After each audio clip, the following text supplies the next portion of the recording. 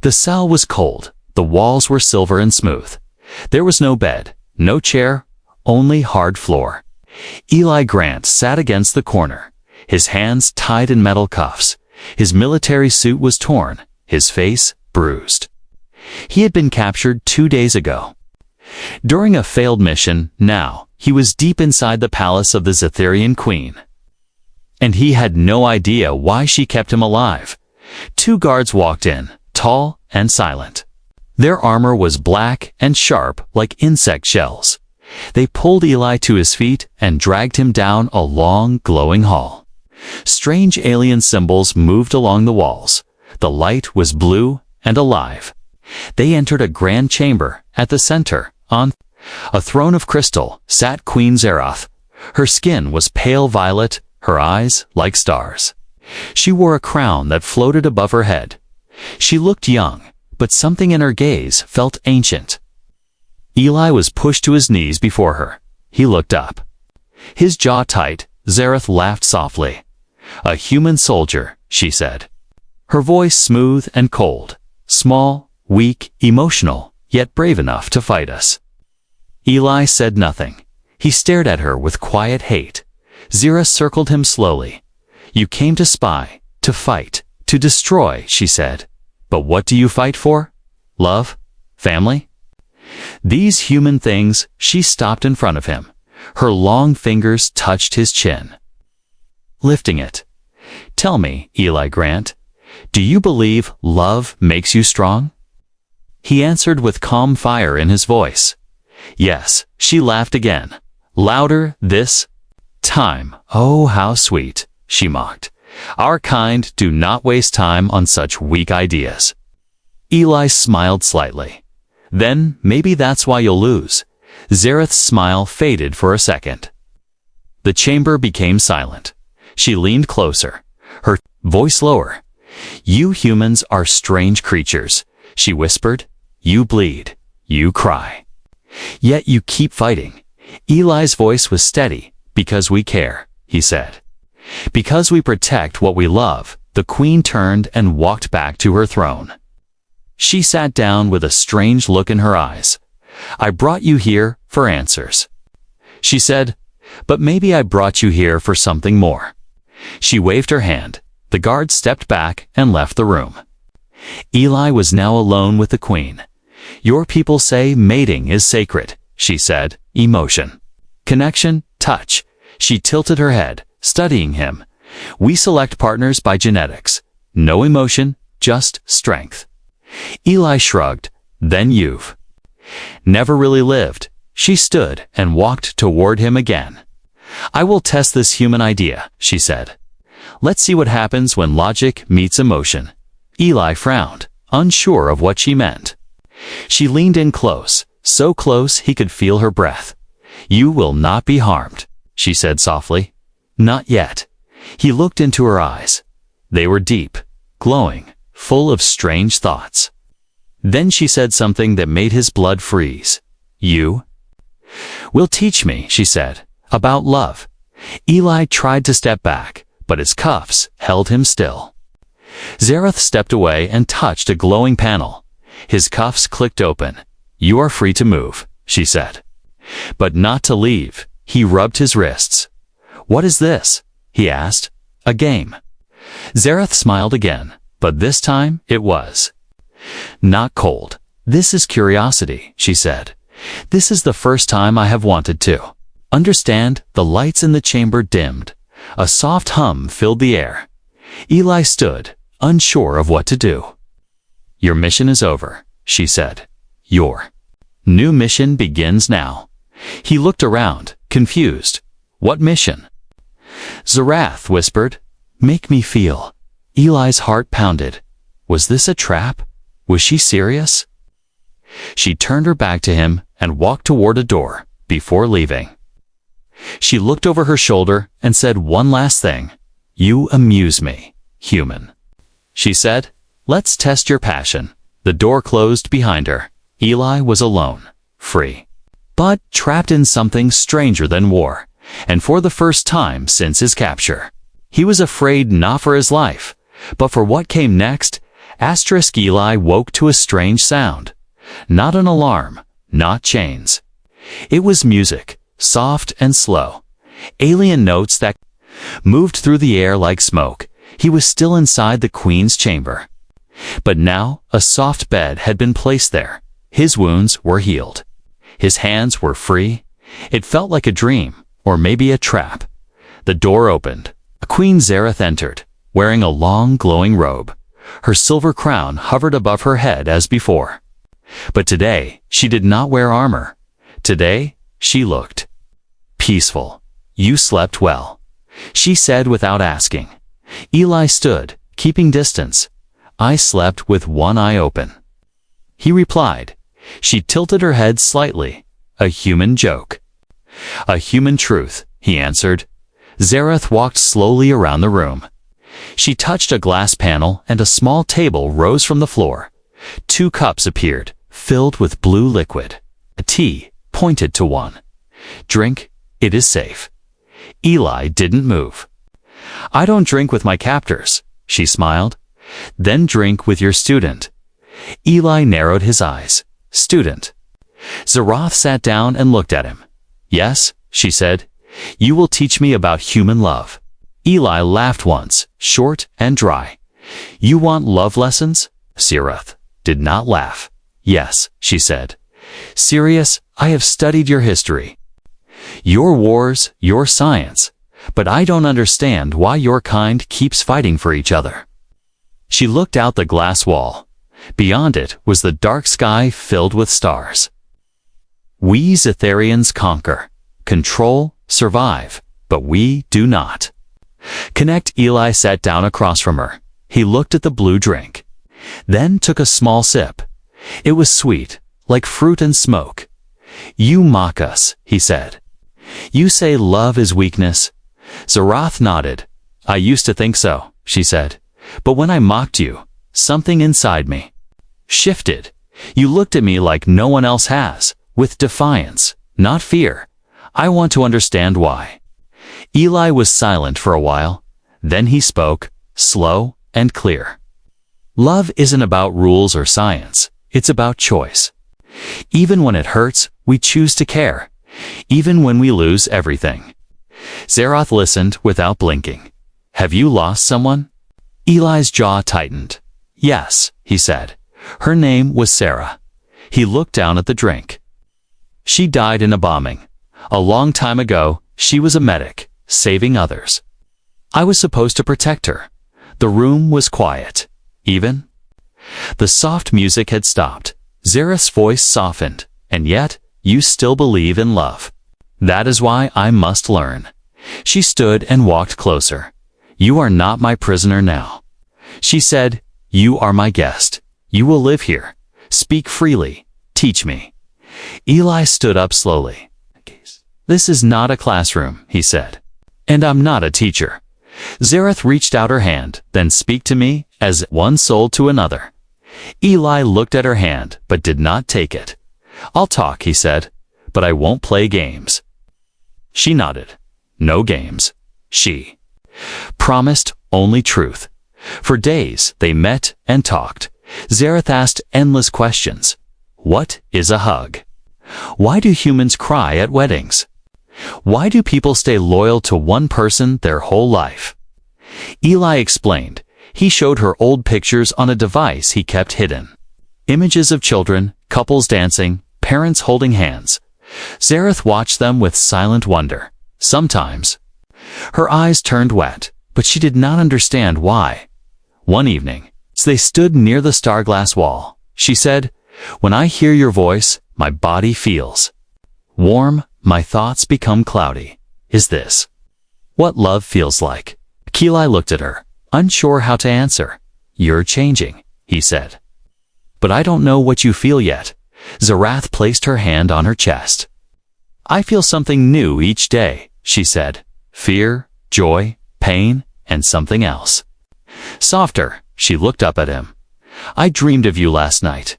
You were holding me, and I was not afraid. Eli said nothing. His heart beat faster. This was not just curiosity anymore. Later that night, Zareth stood alone in her private. chamber. She looked at her reflection. Her hands touched her stomach. She felt a strange energy inside her, one that was not hers alone.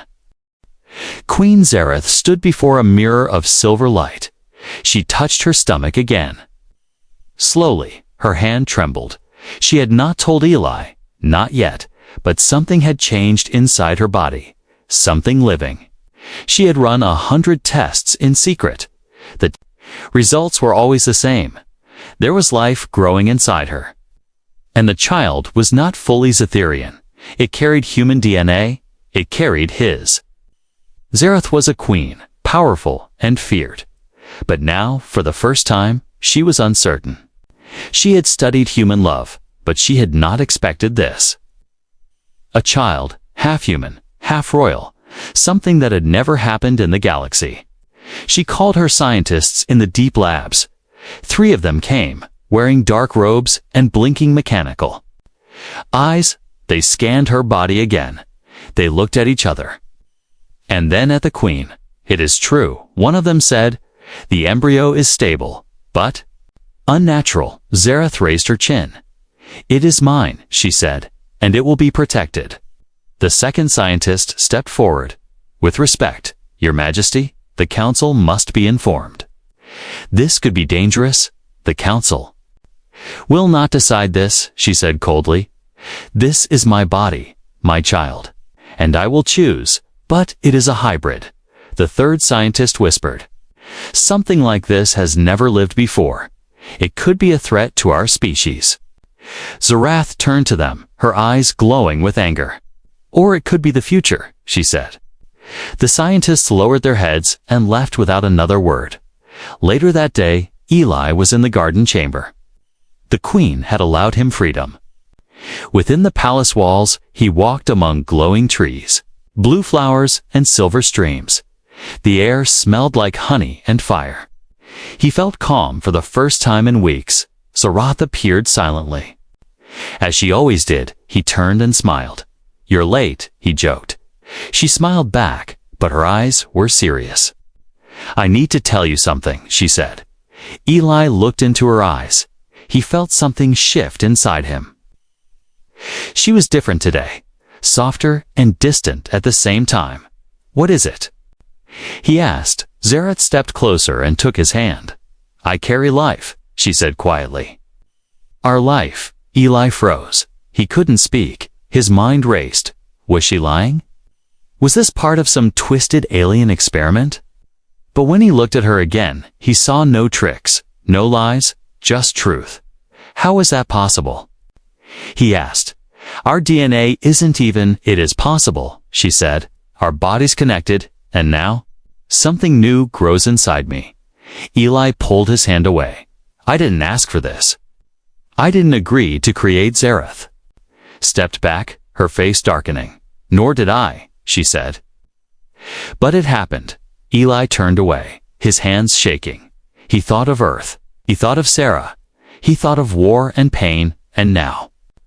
This, Zareth spoke again, her voice soft. I do not ask you to love me, but I need you to understand. This child is not a mistake. It is a bridge. Eli turned back to her. A bridge. He asked, you think one child can stop a war between our worlds? She nodded. I think one child can start a new one. A world without war, that night. The queen met with the High Council. 12 ancient Zetherian leaders appeared in the floating chamber. They sat like ghosts, watching her with cold eyes. You carry a hybrid, the first elder said. Zareth nodded yes. And you intend to keep it? Yes. The room went silent. Then came the judgment. Such a child is forbidden. Said another elder, it will be a danger to our empire. Zareth's voice was calm but firm. Your fear is old, she said. This child is new. The council voted without hesitation. The human must be eliminated, they said. The embryo extracted for study, Zareth stood in silence. She did not argue. She simply left. Later, in secret. She found Eli again. She told him everything. He listened quietly. Then he looked her in the eyes and said, "Then we run." She was surprised. "You will come with me." Eli nodded. "I don't know what this is," he said, "but if that child is mine, I won't let anyone hurt it." They planned to leave that night, but the palace was not silent. The guards had already received orders, and someone was watching them from the shadows, someone who wanted the child dead. Asterisk, the night air inside the palace was quiet. Too quiet. Eli and Zerath moved through hidden halls. She knew every shadow, every secret door. This was her home, but now it had become a cage. They had no guards, no weapons, only speed and silence. "I disabled the cameras for 2 minutes, Zerath whispered. "That's all we have." Eli nodded. Holding a small pack of food and medical supplies, his heart was racing. He had been trained for escape missions, but never like this, never with an alien queen beside him. Never with his unborn child at risk. They turned a corner into a narrow passage. The walls glowed faint purple, and the floor was soft under their feet. "Where are we going?" Eli asked. "There is an old transport tunnel under the palace." Zerath said, "No one uses it anymore. It leads to the outer desert. Is it safe?" She paused. "No, but it's our only way out." Suddenly, a loud noise echoed through the hall. A voice came through the palace speakers, cold and sharp. "Queen Zerath is a traitor. Capture her alive. Kill the human on sight." Eli's jaw tightened. "They're already on to us." Zerath grabbed his hand. "Run," she said. They ran down the corridor. Their footsteps fast and light. Behind them, metal doors slammed shut, sealing parts of the palace. "They're cutting off the exits," Eli said. Zerath's eyes glowed bright. "Then we go through the wall." She raised her hand and sent a pulse of energy toward the wall. It cracked and opened with a burst of light. They stepped through into darkness. The old tunnel was dusty and narrow. It smelled like burnt wires and cold air. Lights flickered above as they moved far behind. The sound of boots echoed. The guards were closing in. Zerath slowed down, her breath heavy. Eli looked at her with concern. "Are you okay?" She held her stomach. "I'm fine," she said, "but the child is reacting." They stopped in a small chamber where old machines lined the walls. Zerath leaned against a panel, her face pale. "The baby is using my energy," she whispered. "It senses danger."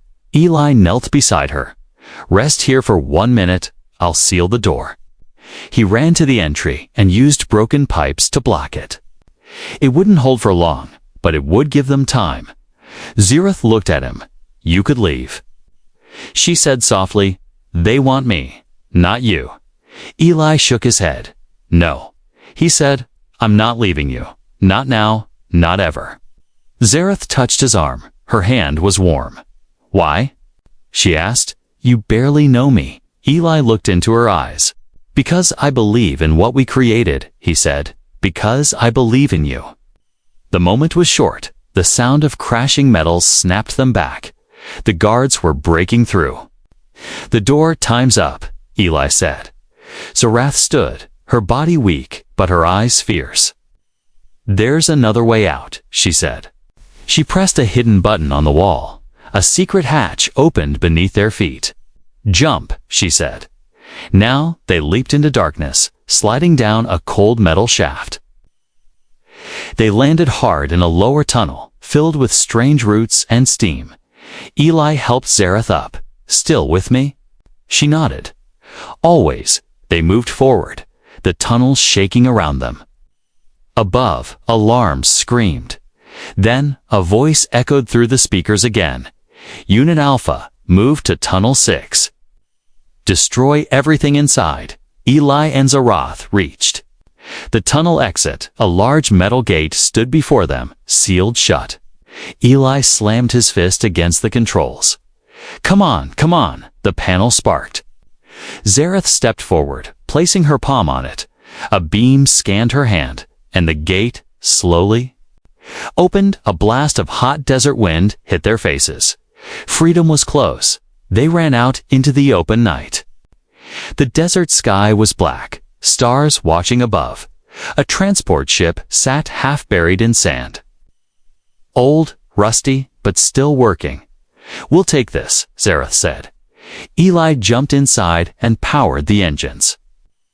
They groaned and coughed, but they worked. As the ship lifted off, they saw the palace behind them, flashing lights, flying drones, soldiers everywhere. "Where do we go now?" Eli asked. Zareth looked forward, her eyes full of fire, to the edge of the galaxy. She said, to find peace, but peace would not come easy, because in the shadows of the palace, someone had seen their escape, someone who would follow. Them a new hunter had awakened, and he had one mission: bring back the child, or burn the stars trying. The stolen ship flew through the stars like a silent shadow. Eli sat at the controls, his hands firm but tired. Beside him, Queen Zareth rested with her eyes closed. Her body leaned back in the chair, arms around her stomach, the child inside. Her was quiet now, but Eli knew it was not over. They had escaped the palace. But they had not escaped danger. Behind them, warships had taken flight. The Zetherian Council would never let them go so easily.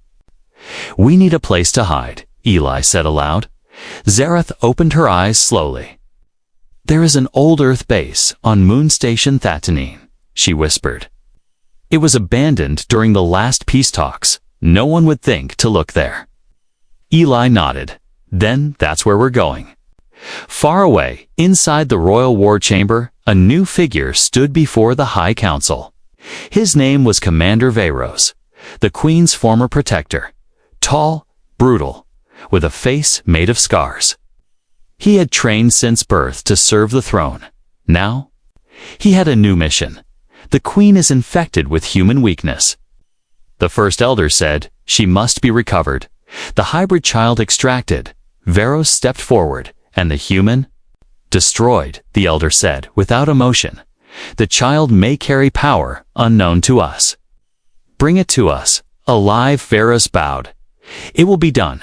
He turned and walked out. Moments later, his warship, the Fang of Silence, tore through. The stars, fast, silent, deadly, back on the stolen ship. Zareth moved slowly through the small living space. Her steps were heavy. Eli watched her with growing worry. "Are you okay?" he asked again. Zareth nodded weakly. "The child grows fast," she said, "too fast." Eli walked over and helped her sit. He placed his hand gently on her stomach. It was warm and pulsing with strange energy. "We need help," he said. "And not just medical." Zareth looked at him, her eyes serious. "There are others like you," she said. "Humans who understand peace. Maybe they can protect the child." Eli thought about his old crew, about people who still believed in hope. "I know who to call," he said, "but we need to get to Thatanine first." The ship landed on the silent moon station. Dust rose into the cold air as the engines powered down. Thatanine looked dead, but inside, the lights flickered on slowly, like the station remembered what it once was. Eli helped Zareth inside. They moved through old halls with broken screens and cracked floors. He found the command center and connected his signal beacon. "This is Eli Grant," he spoke into the mic. "If anyone loyal to peace hears this, I need help. I have something the galaxy must protect." He sent the message and waited. Time passed slowly. Then, a green light blinked. Someone answered. A woman's voice came through. "Eli, is that really you?" He smiled. "Captain Rhea, it's me." Rhea had been Eli's commander years ago. Strong, smart, and loyal to peace. "I'm coming," she said. "But I hope what you have is worth the risk." "It is," Eli said, looking at Zareth. "It's everything." But even as hope arrived, death followed, high above the moon. Veyros' ship locked onto the beacon. He stood at the control deck, eyes cold and focused. "They're on Thatton 9, he said. "Send a scout team." He turned to his second-in-command. "If the Queen resists, stun her. If the human fights, kill him, but do not harm the child." Moments later, black ships fell toward the moon like shadows. Inside the station, alarms screamed. Eli grabbed a weapon from the wall. Zareth stood beside him, her hands glowing with power. "They're here," she said quietly. "Yes," Eli replied, "and we're not running this time." A blast shook. The station dust fell from the ceiling. The first wave of guards poured in. Eli fired, fast and sharp. Zareth raised her hand, sending a pulse of energy that knocked them back. But more kept coming. Eli turned to Zareth. "Go to the med bay," he shouted. "Protect the baby. I won't leave you." She said, "We fight together." They moved like one. Man and queen, soldier and mother. Every step was a promise. Every breath was a battle, in the shadows. Veros watched through a screen. His jaw tightened. "They're stronger than expected," he said, "but they'll fall." Back on the station, another door blew open.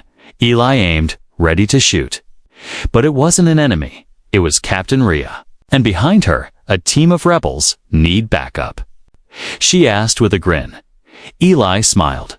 "You're just in time." The battle was far from over. But now they had a chance. And in the heart of it all, the unborn child glowed brighter, sensing both danger and hope. The battle at Thatton left the station in pieces. Walls were cracked. Smoke filled the air. Eli's shirt was torn, his arms bruised. But he was alive. Queen Zareth sat on a medical table, her body weak, her breathing slow. The baby inside her was growing fast, too fast. Captain Rhea and her team had pushed back the Zetherian attackers. They used old human tech, laser traps and shield drones, but the fight had cost them much. 3 rebels were lost, and the enemy had only retreated, not vanished. Eli stood beside Zareth, watching her with worry.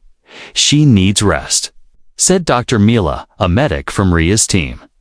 "But the child is drawing energy from her faster than normal." Zareth opened her eyes, her voice faint.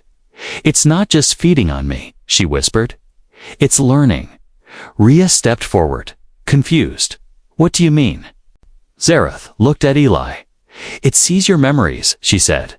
"And mine." The room became silent. "Wait," Eli said. "The baby can." Zareth nodded. "Not like sight," she explained. "It feels emotions. Touches thoughts." As she spoke, a soft glow appeared around her stomach. Everyone in the room stepped back, but Eli stayed close. He placed his hand gently on her belly, and suddenly he saw it. A vision, not like a dream, but not fully real. He stood in a green field. Earth's sun above. Sarah, his lost love, smiled. At him, she reached out her hand. "Eli," she said, "don't be afraid." Then the vision changed. He saw another place. Dark skies, silver towers, a young Zarath, lone in the royal chambers, watched by guards, trained like a weapon. The visions faded. Eli gasped and stepped back. "What was that?" He whispered. Zareth looked at him with tears in her eyes. "The child remembers for us both," she said. Rhea stepped closer. "So this baby carries memories from Earth and Zetherian." Zareth nodded. "And not just memories," she said. "Feelings, hopes, pain, all of it." Dr. Mila checked the monitors. "Her body can't take this much longer," she said. "If the baby keeps growing like this, she won't survive the birth." Eli clenched his fists. There has to be another way. Zareth reached for his hand. "I would give my life for this child," she said, "but I don't want to die." Eli looked at Rhea. "Is there anything in this station that can help her?" Rhea paused, then said, "There's an old alien pod in the deep vault. Used for high-pressure healing, it might give her the strength she needs." "We'll get her there," Eli said. "But outside the station, Danger was returning, Commander. Veros stood at the edge of the crater left by his first attack. He stared at the broken walls of that 9, send in the second wave. He ordered, this time, no mercy, inside. Rhea and her rebels helped move Zareth toward the vault. Every hallway was dark and full of tension. Eli carried her when she grew too weak to walk. I'm sorry, she whispered. He looked at her and smiled. You're stronger than anyone I've ever known. They reached the vault. The healing pod stood tall.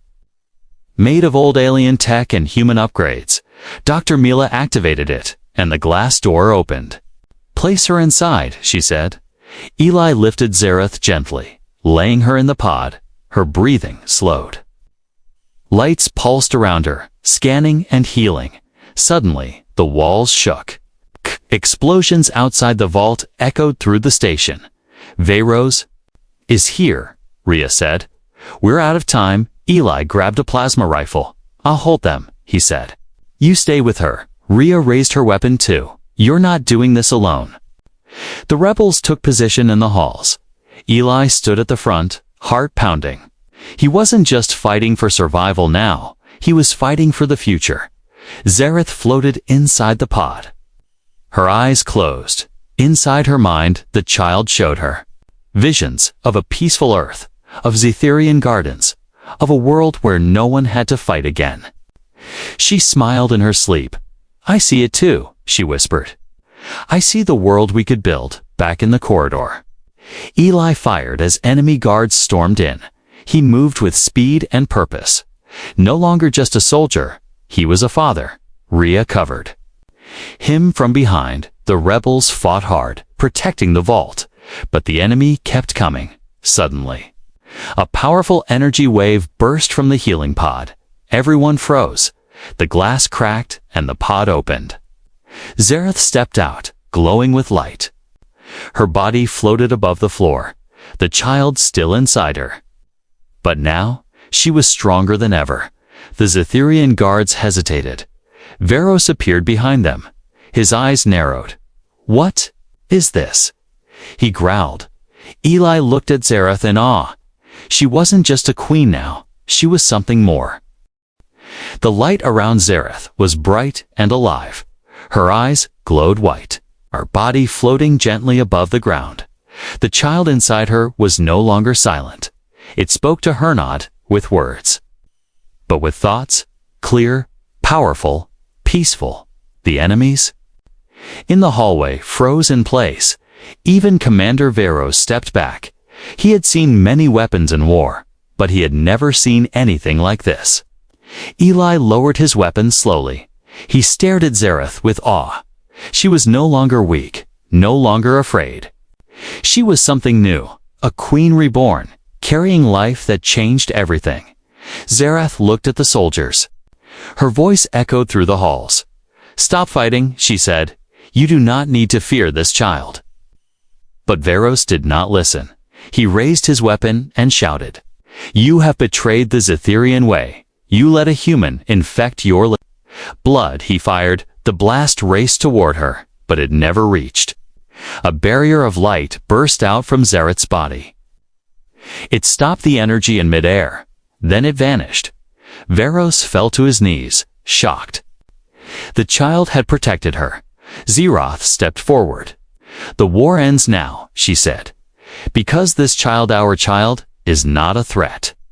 It is a bridge between two worlds, Veros growled. It is unnatural. It will bring weakness. Eli walked beside her. No, he said, it will bring strength, the kind that comes from hope. The soldiers looked at each other, unsure. Some lowered their weapons, others stepped back. The light in Zareth's body began to dim. Her feet touched the floor again. She held her stomach with both hands. It is time, she whispered. Dr. Mila ran to her side. The birth is starting, she said. She can't do it here. Yes, I can. Zeroth said. Her voice was calm, full of trust. This child wants to come now. Eli held her hand. He felt it warmth, love, something deep and true. He nodded. We're here. He said, We'll protect you." The rebels formed a circle. Weapons ready, even Rhea stood guard. The birth began under the broken ceiling of Theta 9, with stars above and silence all around. Zareth cried out once, her voice echoing like music.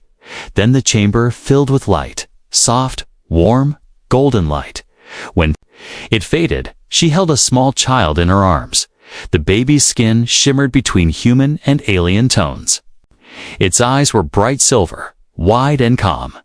The baby did not cry. It only looked at the world around it. Then it spoke. One word, soft and clear. "Father." Eli's heart stopped. He fell to his knees, tears in his eyes. He touched the baby's hand. "I'm here," he said. "I'm with you." The soldiers dropped their weapons. Even Veros stared in silence. This was not a monster. This was a miracle. Zareth looked around, her voice strong. "This child carries the memories of Earth and Cytherian. It knows love, pain, and peace. It will never choose war." The baby looked at the crowd. Its tiny hand reached out. And everyone felt it. A wave of calm, a feeling of unity. Captain Rhea lowered her weapon.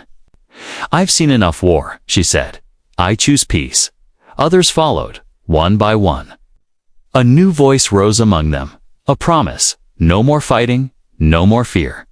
Veros stepped forward. He looked at Zareth, then at the child. His voice was quiet. "I don't understand this, but I see truth in it."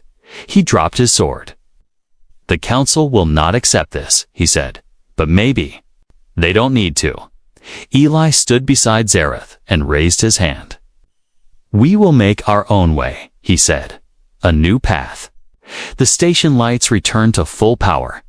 The battle was over, but something greater had begun. Zareth looked at the child in her arms. "Your name," she whispered, "will be Solon. It means unity in both our languages." Solon smiled. The first true hybrid of human and Cytherian blood, a child born of war, but made for peace. Together, Eli, Zareth, and Solon left Theta 9. They would travel the galaxy. Share their story. Show others that love is not weakness. It is the most powerful force of all, and far above, among the stars. Two worlds watched, changed forever by the child who held the memories of both.